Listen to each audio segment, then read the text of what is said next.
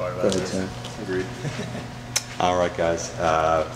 First, Mike, bottom of the ninth inning there. You have the runner on second base. A chance to tie the game. Just kind of take me back through that at bat, what you're looking for there. I was looking for a good pitch to hit, and I fell back behind in the count there, and I was able to lay off some sliders and got a good pitch to hit, and I didn't miss it. Phil, are you surprised Brian walked 2 straight to get the Siegel, especially considering the weekend he just had? You could say that, but you know, this game's such a day-to-day kind of operation, if you will. I mean, if you watch Siegel's at bats during the game tonight, he was a little long, he was late.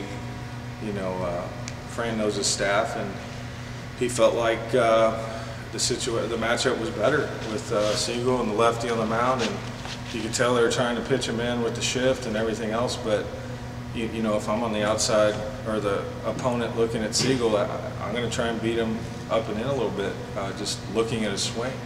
You know, not that he can't hurt you, but that was the matchup he felt he needed that best suited his pitching staff. And you know, it's just respect to Landon and Wing, you know, sitting ahead of him. So, you know, it worked out in the end.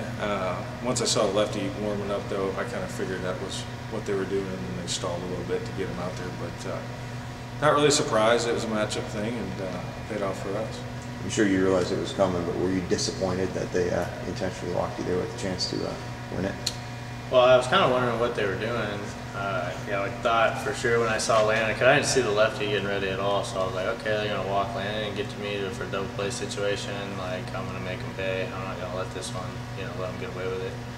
And actually, when he was walking me, he left 2 that were very hittable pitches. And I told Brayman, I was like, I got down, I was real tempted to swing at that 2-0 because he just threw it. It was just up above my head, you know, and I like to do a high toss, you know, in the cage, and I like to tomahawk, and I can square him up that way, and it wouldn't have been that difficult for me to shoot one of those in the outfield and get you know, Eisner in the plate. Phil, again, you guys just scratch and claw and find a way to win. That's all that matters. You know, I mean, they play good defense, but we squared some balls up. They made every play they had to tonight. You know, the run support offensively doesn't reflect, in my opinion, how good we swung the bat. We had some Ks, no doubt, but we squared some balls up, hit some balls hard. They were right at people. They made good plays. You know, Macklin hit a ball real hard, a 2-hopper down the third baseline. They turned 2 on early in the game. You know, so I'm pleased with it. It's kind of our motto: find a way, and we did it tonight. You know, it wasn't pretty. A wild pitch. Who knows? You never know what's going to happen. But my hat's off to the offense for just continuing the pressure, and you know, what Mike's done and Landon's done so far this season is the reason we had the bases loaded. Kale's big double, and you know, that guy Kale doesn't come in without those 2 behind him and doing what they're doing. So it was a good team win. And talk about Nico staying hot. Yeah. Again tonight. Yeah, I talked to Adam about it today. It's I give a lot of credit to him. You know, he came in, he's made some serious adjustments mechanically. He's never stopped working since he got here on getting things right.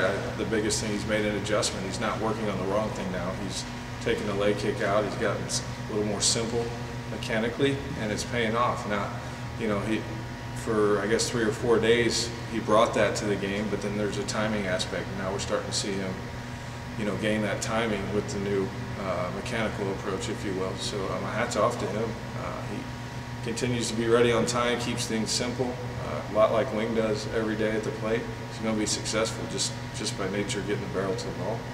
Part of finding a way to win tonight was your pitchers getting out of jams. They walked, I think, 7 or 8 guys tonight, but still just allowed the 2 runs. A little uncharacteristic. The guys that did that, or Westfall had 3. DeBoo's kind of hit and miss once in a while, but yeah, I mean, don't forget about the pitching. I mean, they kept that team to 2 runs. That's hard to do in this park, especially given the walks, like you say. So, you know, hats off to the pitching and the defense for damage control, I guess you'd say. You know, Tucker was throwing the ball well. I know he had a no-hitter through 5, I think, and he had one up in the 6th. It hit there in the 6th on a diving play by Macklin. The ball just squirted out of his glove, but yeah, damage control, that's part of pitching and defense. You know, you're going to make mistakes, you're going to walk guys, bloopers are going to fall, things like that, but getting out of jams is a big deal. And you're right, that's a big reason we had a chance to win late. Thank you, gentlemen.